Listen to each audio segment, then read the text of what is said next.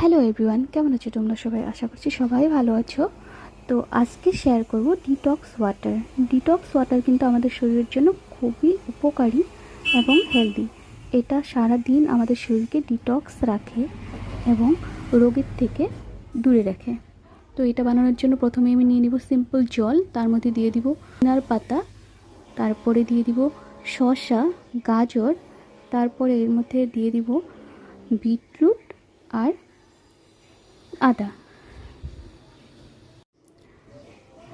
আদা দেওয়ার পর আমি এটাকে ভালো করে বন্ধ করে রেখে দিব 12 ঘন্টার জন্য।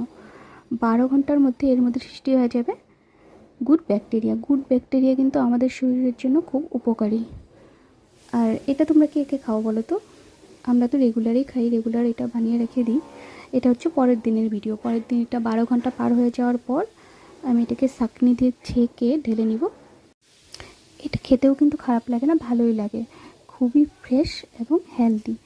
তোমরাও আজকের থেকে ট্রাই করো, একবার ট্রাই করে দেখো, শরীরটাও ভালো লাগবে, খেতেও ভালো লাগবে। তো তো কেমন লাগলো আমার এই ভিডিওটা কমেন্টে জানিও। বাই।